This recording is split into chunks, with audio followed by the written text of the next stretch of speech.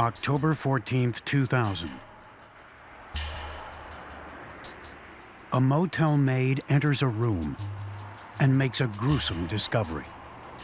There's a black female laying naked on the bed there, and she's bandaged and got a bunch of blood on her. She's not moving at this time. Aurora police rush to the scene. At the motel, they find the woman dead. The motel's manager tells Petrocelli that the woman had checked in with her husband, 36-year-old Jimmy Chandler. When we talked with the maid, she gave us stories about how Jimmy Chandler and his wife had been fighting all day. In fact, the fight was so obvious that people 2 doors away were hearing people being bounced off the walls, so much that their doors were rattling. The maid reported seeing Jimmy get on a bus to Denver, a day before she discovered the body.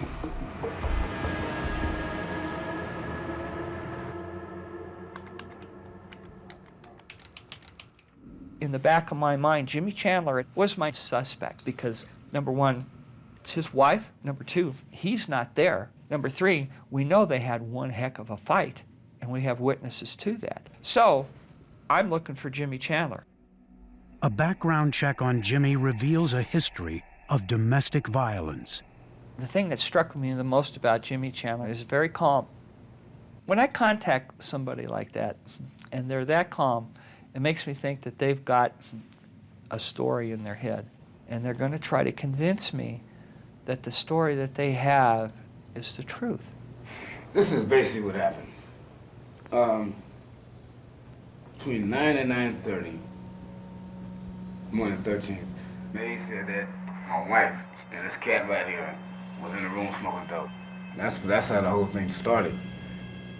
And that's what I'm finna say for right now. So, I mean, you don't want to talk anymore now, is what you're saying? I'm not finna say that's finna incriminate me or nothing like that. You know what I'm saying? Petrocelli knows he's in danger of losing Jimmy's cooperation. He must find another angle to keep his suspect talking. Jimmy built a fence around himself. Jimmy knows he's in trouble. He knows he's under arrest, and he knows his wife is dead. I have to change the tone of my voice. I have to become this interrogator that kind of melts a little bit and feels sorry for Jimmy Chandler. Jimmy, I can understand how you could be angered. I mean, it makes total sense to me if you come home and find that someone with your wife smoking dope. I don't have a problem with being upset about that, because we just want to get to the truth about what happened. Did you hit your wife? I slapped him. I saw her, and it was more than just a slap. Did you hit her with your fist? Yeah. This is a very important admission, because Jimmy is admitting, I was mad at my wife, and I struck her. And just showing, here's this anger coming out of Jimmy. Was it due just because of anger?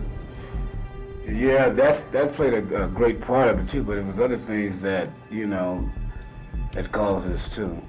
I mean, I'm working every day, and you come home and hear somebody that's been in your house, you know, smoke some dope with your wife, you know what I'm saying?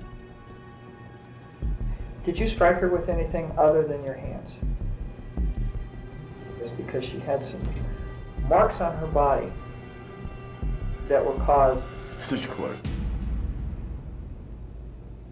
So you hit her with an extension? I'm not gonna answer that. All right. But when I said the marks on the body, you said an extension cord. When he swung that cord, literally cut into her skin, leaving that mark. I think maybe he didn't want to talk about it because he felt bad about what he did. Petrocelli turns his attention to the stab wounds. We found a pair of bloody gloves and some pillow in the closet Do you know anything about that? A pair of buddy gloves. Yeah, there were some gloves that had some blood on them. We found in the closet. You wear gloves when you got in the fight? I don't know, but I wasn't wearing no gloves. I mean, you know, you seem like an OJ thing. I wasn't like that. You know? Well, I was just wondering because they were in the closet with the Right. pillow, and I just wondered maybe if you Right. put those in there. Right. Okay, yeah, I put that in there.